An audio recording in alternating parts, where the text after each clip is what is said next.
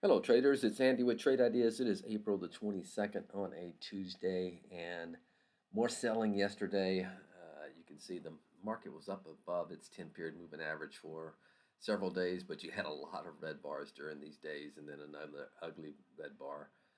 The only really impressive bar that we've seen over the last several months is this one day, and since then, the selling has returned. We are seeing a little bit of gap up. I'm not getting too excited about this. I think this market is still kind of just hanging out, bleeding until we maybe get some news. But let's dive in, take a look at some setups.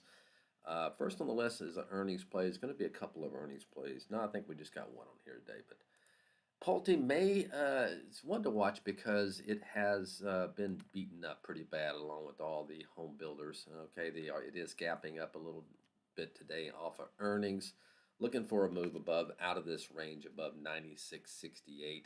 Okay, so just go ahead and put a price alert in here right below that level, and 96.68 would put it out of that range there in Pulte. GLNG is one that has been holding up well.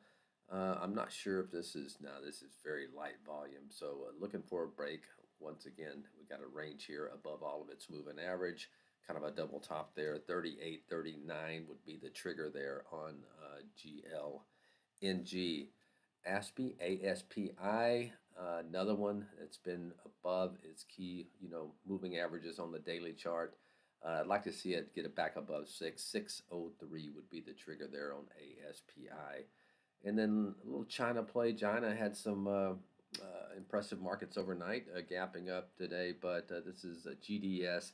Definitely a spec play. I would like to see it back above this 20-period moving average, but if it gets 23, 28, one to keep an eye on. But be careful with these China plays, of course. Actually, be careful with anything. I'm not doing a whole lot. Very light now, but as I've been the last several months. So keep it tight, and we'll talk to you tomorrow. Bye-bye.